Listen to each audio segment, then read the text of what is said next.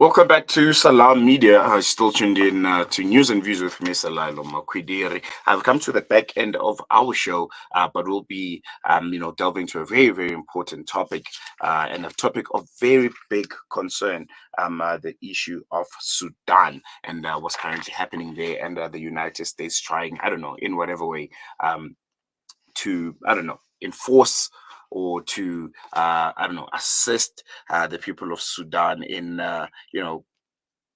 bringing in democracy, which is something that the Americans have positioned themselves in saying, we can help you do this. But looking at Sudan and how the current situation is right now, it's not really panning well in them realizing that democracy that they so wish, and helping us to delve into this important topic, the future of democracy in Sudan, is Ayesha Kajee. She's a very, very well known contributor to the station, and she's joining us via the phone. Good morning, Ayesha, and thank you so much for joining us. Assalamu alaikum. Thank you for having me on the program. Wa alaikum salam. I think for those that don't know, in a nutshell, if you could give the lay of the land of Sudan and what's currently happening in that part of the world right now in the shortest summary, how would you put it for them? Very important to realize that even after the Republic of Sudan split from South Sudan, Sudan is Africa's third largest country. It's also one of Africa's richest countries in terms of natural resources. But of course, it has been embroiled in war for decades now. And there was a short, brief civilian administration following the deposing of Omar al-Bashir, who had been the longtime dictator of Sudan in 2019. But that was with the support of victory. And it was meant to lead to a proper civilian government. Unfortunately, that didn't happen. And the transitional civilian government was overthrown by the military in 2022, despite many efforts in the region, including within the African Union and outside the region, international efforts, including the interference, if you will, or the contributions, if you will, of the United States, Britain, and other Western entities. So Sudan is an incredibly well-resourced country in terms of natural resources. It is, however, also one of the poorest countries currently in the world, let alone on the continent. And although many of our attention has been directed at Gaza and Ukraine, etc., understandably so, if we do not direct our attention also to Sudan, Sudan is facing a crisis of immense proportions that will have long-standing effects not only for the Sudanese themselves, but for the entire Horn of Africa region. Currently, almost 10 million people are internally displaced within Sudan. And about 25 million people, that is half or more than half the population of Sudan, is currently facing famine, hunger, some form of food security crisis, which is going to come to a head this year if it is not urgently addressed. So it is really urgent that we turn our attention to Sudan as well as other crises around the globe. Sudan, you did mention that there was that transitional government, obviously led by Abdullah Hamdok. Yes. And we know how much of that government was aligned with U.S. interests. I want us to maybe just briefly discuss how that alignment affected the democratic process in Sudan and ultimately led us to where we currently are. Well, there's been an article written in Al Jazeera recently by a scholar called Richard Young on why U.S.-style democracy is not the answer, the solution for Sudan. And while I agree with many of the points made there, I think it's important to realize that the Hamdok-led transitional civilian government did try very hard to align with U.S. proscribed and prescribed, measures in order to bring a degree of relief to Sudan. It, for example, opened up the economy to the international system by paying a kind of tax to remove sanctions, particularly to have Sudan removed from the terror list of the U.S. And it paid about $330 million, Mm. a huge amount, and an amount which would have made a huge difference to Sudanese people in an attempt to take, get Sudan taken off that terror list, get the sanctions lifted, etc., which did happen in the short term. And it was hailed as a win for the Hamdok government at the time because it was assumed that, this would bring an inpouring of assistance, both economic and trade assistance, as well as humanitarian assistance into Sudan. However, that did not materialize. And when, in fact, the army then overthrew the civilian government, the expectation was that the civilian government would receive support from the U.S. and other Western powers, but it did not. And the signs of that were on the table very, very soon after Sudan paid those monies into an escrow account, a trust account, because there was petty politicking. Remember, this was during the Trump administration, and lots of petty politicking internally in the American Congress at the time as to where those monies should go, resolutions to block aid to Sudan from Democrat senators at the time, because there was no consensus on how those monies should be allocated and whether the lifting of sanctions on Sudan would mean that, victims of 9/11 were no longer eligible to sue Sudan. Yet it was never proven that Sudan was in any way, associated with the 9/11 attacks, even though it had at one stage provided haven to Osama bin Laden. It's what's amazing for me is just how much the United States of America is so central, when it comes to the conversation of Sudan. But all the attention and focus for me should be focused, to the African Union and the role that they have to play, and also to some degree, if not more, the East African community, EAC. There, what's Yes. their role in all of this? Are they actively involved? In the African Union really loves the slogan, "Silencing the guns." In in Sudan. Are they active in any way, or they are being toothless organizations that they've always seemingly have been? Unfortunately, the African Union itself, and to a lesser extent, the regional communities like the East African community, which are the building blocks, as it were, of the African Union, are themselves hostage to outside interests, particularly U.S. interests in many respects. And as a result, while the African Union has been active in rhetoric, it has been ineffective in practice in Sudan. Part of the reason for that, of course, is that within the African Union itself and within the greater international community itself, support varies depending on where you are and who you're talking to, between support for the rapid forces, that is the faction of the army controlled by Mohammed Daglo, so the so-called, often called Hemedti, and the so-called Sudanese armed forces led by General al-Burhan. Now, to be quite honest with you, and having done a fair amount of work in Sudan, in fact, many, many visits, during the Darfur conflict almost 2 decades ago, I can tell you that both these men are greedy, money-grubbing war criminals in my book. I'll be very, very honest. Neither of them is a suitable leader for such a beautiful nation as Sudan.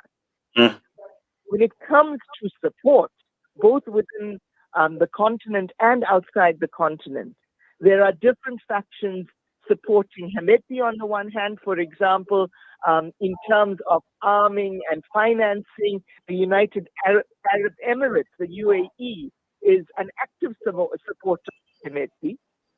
And on the other hand, Egypt, which has long been a proxy for Western interests in Sudan, dating back even to the time of the British governorate in Sudan.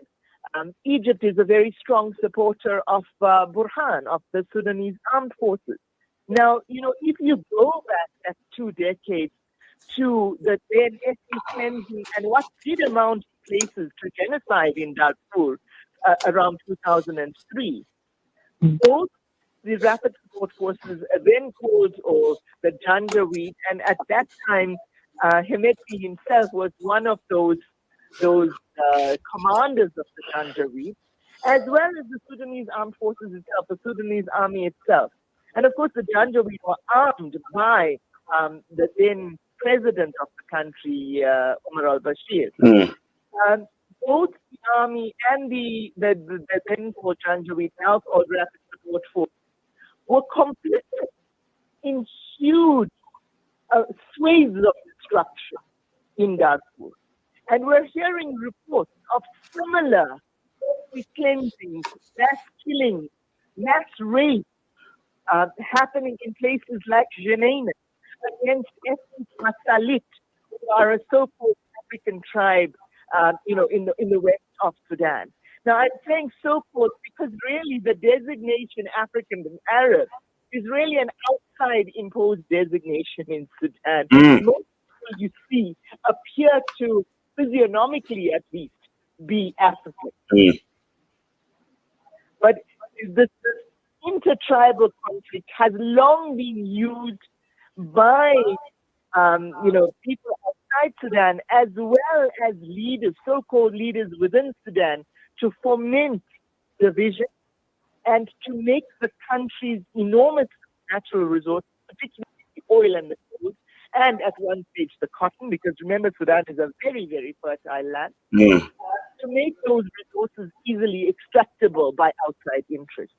And indeed, Sudan has a long, long history of marginalization within the country, where, the capital city, Khartoum, is twin city of Omdurman, and the areas along the Nile were developed in terms of infrastructure, in terms of communication, transport infrastructure, education and health service provision, etc., to the detriment of the rest of the country. So you have a country where certain sectors of the population have traditionally been affluent, and other sectors of the population have been largely ignored. And this is what has led to much of the decades of conflict in Sudan, even leading to the war, with the Southern Sudanese and the eventual secession of South Sudan. But really, it is a complex country, but it is also sadly a country that has been so unfairly been manipulated by outside interests and continues to be under that kind of manipulation, including, of course, the manipulation of the U.S., as you mentioned. And just lastly, we have run out of time there. Looking forward, what steps do you believe are necessary for Sudan to build a sustainable and inclusive democratic system, not only at their benefit, but as you mentioned, at the benefit of the rest of the Horn of Africa? I think it's very, very important that the African Union does play a more central role, as should the East African community. Because remember, 500,000 refugees pouring into Chad from the west, for example, and to the already 400,000 Sudanese refugees who've been there for decades, is going to cause a huge strain on Chad's ability to deal with that influx. Similarly, there are problems in Eritrea and Ethiopia along its borders with Sudan, Egypt as well in the south. So there is an imperative for the regional powers, as well as the continental governance institutions, to really take active steps to halt the conflict in Sudan, to broker a sustainable ceasefire and a path for humanitarian assistance, because, as I said, about half of Sudan's population is close to the starvation line. It's food insecure at the very least. But beyond addressing the food insecurity and stopping the immediate hostility, there needs to be a future mapped for Sudan, the civilian authority. And that means that really the regime supplying arms to both the RSF, arms and financial support, to both the RSF and the Sudanese armed forces need to be sanctioned. They need to actually be addressed because they're essentially operating a proxy war, yet they themselves are proxies of northern and western governments. So that needs to stop. And if that can be stopped, then you can have a path charted towards a democratic future that takes into account the concerns of, for example, the brave professional and civilian bodies that to pave the way for the overthrow of al-Bashir, but also to perhaps resuscitate the grassroots organizations such as the trade unions, which had a very sustained interest both in the economy of Sudan and its long-term socio-economic survival. So I would suggest, and many Sudanese themselves, both in Sudan and the diaspora, suggest that the path for Sudan should be one of social democracy, but without interference from outside. Unfortunately, we don't look for that. Given the track record since the 1800s, since, as I said, the British governor of Sudan via Egypt, the track record is poor. And it remains, a test of the willingness, dedication, and energy of the Sudanese themselves to lift themselves out of that quagmire. But as I said, initially, the urgent imperative is for a cease to the conflict and for humanitarian assistance. And then I think we really should be looking to multi-billionaires such as Mo Ibrahim, himself of Sudanese origin, to really put into place the beginnings of a framework for a transition to civilian democracy, but democracy in a style that is determined by the Sudanese themselves with the assistance of the region, rather than US-style democracy, which has yielded to Sudan at this point. All right. I think we're going to leave it there. Ayesha, thank you so much for giving us your time and, offering that very, very important insight into Sudan and what's currently happening there. I'm sure we'll catch up with you soon. And for now, it's goodbye. Inshallah. Assalamu alaikum wa rahmatullahi wa barakatuh.